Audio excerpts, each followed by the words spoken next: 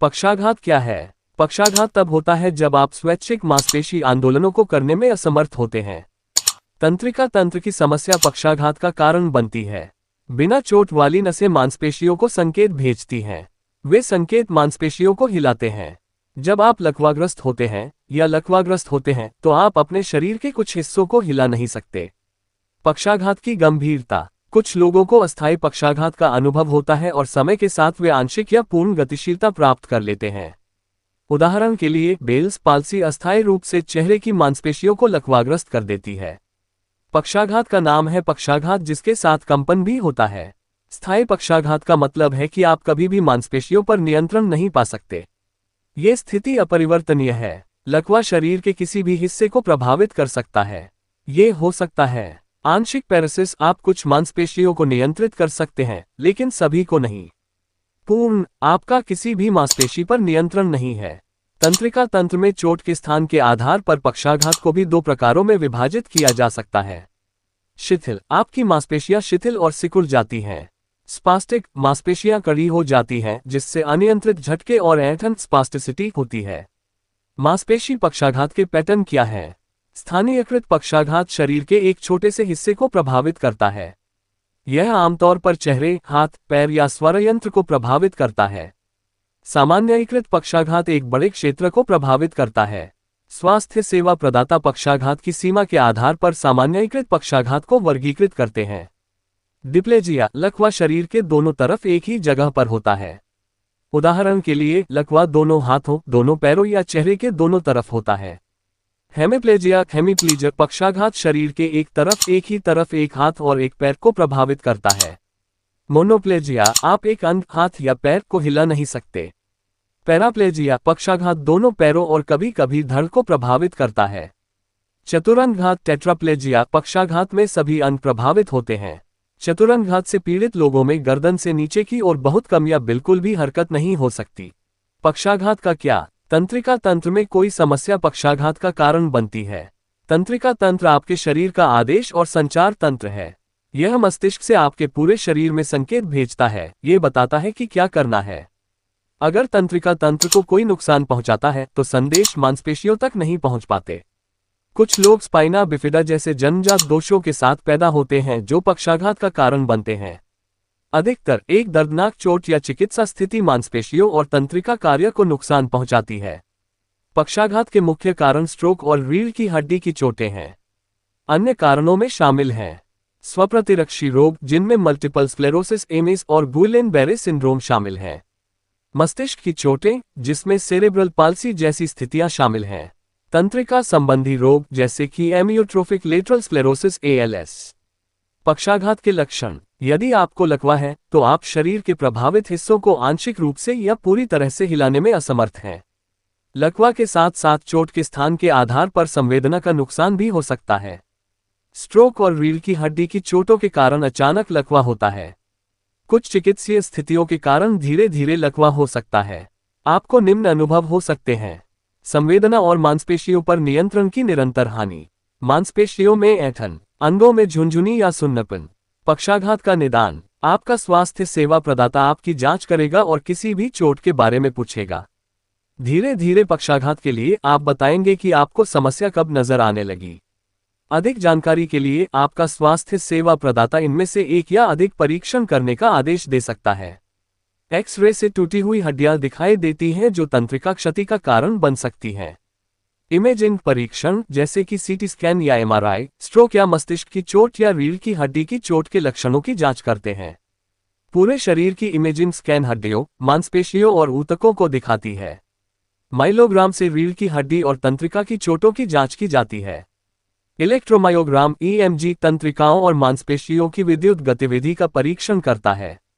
Spinal tap लंबा puncture में रीढ़ की हड्डी के तरल पदार्थ में संक्रमण, सूजन और मल्टीपल स्क्लेरोसिस एमिस जैसे विकारों की जांच की जाती है। पक्षाघात की जटिलताएं क्या हैं? लकवा सांस लेने और हृदय गति जैसे अन्य शारीरिक कार्यों को प्रभावित कर सकता है। ये स्थिति प्रभावित क्षेत्र में शरीर की अन्य प्रणालियों को भी प्रभावित कर सकती है।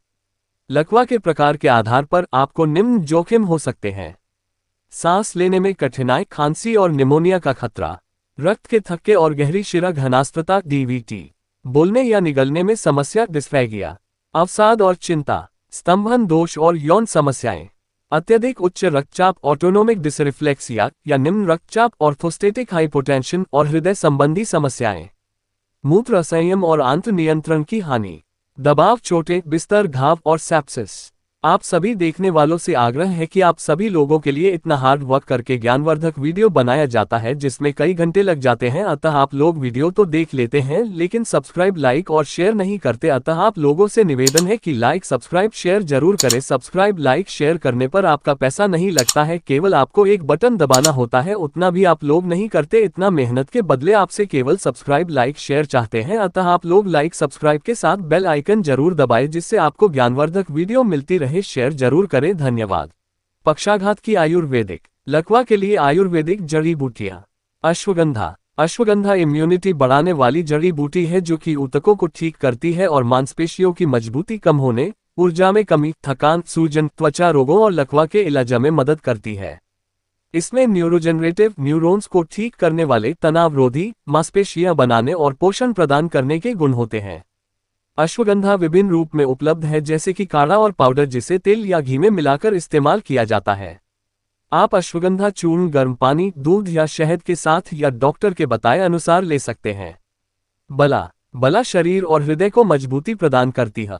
ये मांसपेशियों और ऊतकों को ताकत देती है, इसलिए ये लकवा से ग्रस्त व्यक्ति की कमजोरी दूर कर उसे शक्ति देने का काम करती है। ये विशेष तौर पर शरीर को बल, मजबूती देने और नसों की नई कोशिकाओं का निर्माण करने में मदद करती है। बला नसों में दर्द, सुन्नपन, जोड़ों से संबंधित बीमारियां, घाव, ट्यूमर, मांसपेशियों में ऐंठन और अल्सर से भी राहत दिलाती है। बला औषधीय तेल, काढ़े और पाउडर के रूप में उपलब्ध है। आप बला के चूर्ण को तेल, गर्म पानी या शहद के साथ या डॉक्टर के बताए अनुसार ले सकते हैं। यदि आप उपरोक्त बीमारियों से परेशान हैं तो आप health India news number 1 channel के माध्यम से बीमारियों के बारे में संपूर्ण जानकारी प्राप्त कर सकते हैं और आप यदि उपरोक्त बीमारियों से काफी परेशान हैं तो आप PK Krishna health care centre Janipur की टोल फ्री नंबर 9839447159 पर संपर्क कर इस बीमारी से पूर्ण रूप से निजात पा सकते हैं और सफल इलाज करवा सकते हैं। यहाँ पर सभी बीमारियों के चेकअप हेतु HRA डिजिटल मशीन से चेकअप की सुविधा तथा अन्य मेडिकल चेकअप की सुविधा उपलब्ध है। यहाँ पर सिकाई मशीन जैसे लकवा, साइटिका के लिए तथा अन्य फिजियोथेरेपी डिजिटल उपकरण भी उपलब्ध हैं। यहाँ किसी प्रकार का परामर्श शुल्क नहीं लिया जाता। इस केंद्र पर परामर्श निःशुल्क सेवा उपलब्ध है। इस हेल्थ केयर सेंटर पर आयुर्वेद तथा एलोपैथिक इलाज के साथ साथ फिजियोथेरेपी और चिरोप्रैक्टिक विधि से नर्व सिस्टम और हड्डियों का विशेष इलाज किया जाता है। कृपया इस केंद्र पर एक बार संपर्क कर विशेष सुविधा का लाभ उठाएं। इस वीडियो को सब्सक्राइब, लाइक और शेयर अपने फ्रेंडों में अधिक से अधिक करें ताकि तमाम प्रकार की बीमारियों से ग्रस्त लोगों को इस सुविधा का लाभ मिल सके और जानकारी प्राप्त हो सके। पक्षाघात की आयुर्वेदिक दवा और जड़ी बूटियां। लकवा के लिए आयुर्वेदिक जड़ी बूटियां। अश्वगंधा। अश्वगंधा इम्यूनिटी बढ़ाने वाली जड़ी बूटी है जो कि ऊतकों को ठीक करती है और मांसपेशियों की मजबूती कम होने, ऊर्जा में कमी, थकान, सूजन, त्वचा रोगों और लकवा के इलाज में मदद करती है। इसमें न्यूरोजेनरेटिव, न्यूरॉन्स को ठीक करने वाले, तनावरोधी, मांसपेशियां बनाने और पोषण प्रदान करने के गुण होते हैं। अश्वगंधा विभिन्न रूप में उपलब्ध है जैसे कि काढ़ा और पाउडर जिसे तेल या घी में मिलाकर इस्तेमाल किया जाता है। आप अश्वगंधा चूर्ण गर्म पानी, दूध या शहद के साथ या डॉक्टर के बताए अनुसार ले सकते हैं। बला। बला शरीर और हृदय को मजबूती प्रदान करती है। ये मांसपेशियों और ऊतकों को ताकत देती है, इसलिए ये लकवा से ग्रस्त व्यक्ति की कमजोरी दूर कर उसे शक्ति देने का काम करती है। ये विशेष तौर पर शरीर को बल, मजबूती देने और नसों की नई कोशिकाओं का निर्माण करने में मदद करती है। बला नसों में दर्द, सुन्नपन, जोड़ों से संबंधित बीमारियां, घाव, ट्यूमर, मांसपेशियों में ऐंठन और अल्सर से भी राहत दिलाती है। बला औषधीय तेल, काढ़े और पाउडर के रूप में उपलब्ध है। आप बला के चूर्ण को तेल, गर्म पानी या शहद के साथ या डॉक्टर के बताए अनुसार ले सकते हैं। निर्गुंडी। निर्गुंडी जोड़ों और मांसपेशियों में सूजन एवं जलन, अल्सर को कम करने में मदद करती है और हाथ या पैरों में मोच एवं सिरदर्द से राहत दिलाती है। लकवा से ग्रस्त व्यक्ति पर निर्गुंडी तेल लगाने की सलाह दी जाती है। निर्गुंडी का फल खासतौर पर पाउडर के रूप में उपलब्ध है जिसका पेस्ट या काढ़े के रूप में इस्तेमाल कर सकते हैं। निर्गुंडी पाउडर को शहद या चीनी के साथ या डॉक्टर के बताए अनुसार ले सकते हैं। शुंठी। शुंठी यानी सौंठ में कई औषधीय गुण होते हैं। ये अपच, जी मितली, उल्टी, गले में खराश और दस्त के इलाज में मदद करती है। ये कई स्वास्थ्य समस्याओं जैसे कि ऐंठन, अस्थमा, आर्थराइटिस और मूत्र संयमिता से राहत दिलाती है। ये मूर्छा, बेसुध होने और बेहोशी में बोलने की समस्या को भी दूर करती है। इसलिए लकवा से ग्रस्त व्यक्ति को होश में लाने के लिए शुंठी उपयोगी है। शुंठी को अर्क, पेस्ट, ताजे रस, पाउडर या काढ़े के रूप में ले सकते हैं। आप शुंठी चूर्ण को दूध, गर्म पानी या शहद के साथ या डॉक्टर के बताए अनुसार ले सकते हैं। रसना। रसना में पौधों में पाए जाने वाले घटक जैसे कि लैक्टोन्स, फ्लेवनॉइड्स और स्टेरोल्स मौजूद हैं, जिनमें सूजन रोधी, नर्म मांसपेशियों को आराम देने और ऐंठन दूर करने वाले एवं ऊर्जादायक गुण हैं। इस वजह से रसना लकवा जैसी बीमारियों के इलाज में उपयोगी है। वात नष्ट करने वाले गुण के कारण रसना प्रमुख तौर पर लकवा के इलाज में उपयोगी है। आप रसना के चूर्ण को दूध, गर्म पानी या शहद के साथ या डॉक्टर के बताए अनुसार ले सकते हैं। रेसोनम। रेसोनम डिटॉक्सिफाइंग अमा को साफ करने वाली जड़ी बूटी के रूप में काम करती है और अस्थमा, नपुंसकता, त्वचा रोगों, कोलेस्ट्रॉल, दौरे पड़ने एवं अपच की समस्या से राहत दिलाती है। इसमें कई जैविक घटक मौजूद हैं तो लंबे समय से चल रही बीमारियों जैसे कि हाई ब्लड प्रेशर, लकवा और हृदय से संबंधित अन्य स्थितियों के इलाज में मदद करते हैं। आप एक बार रेसोनम पिंड चूर्ण को तिल के तेल के साथ या डॉक्टर के बताए अनुसार ले सकते हैं। लकवा से ग्रस्त व्यक्ति को खाली पेट रेसोनम कषाय, लहसुन और अन्य जड़ी बूटियों से बना काढ़ा लेने की सलाह दी जाती है। लकवा के लिए आयुर्वेदिक औषधियाँ। दशमूलारिष्ट। दशमूलारिष्ट एक ऐसा मिश्रण है जिसे 10 जड़ी बूटियों की जड़ से बनाया गया है और इसमें पिप्पली, छवल, हल्दी, रसना, जटामांसी और मुस्ता शामिल है।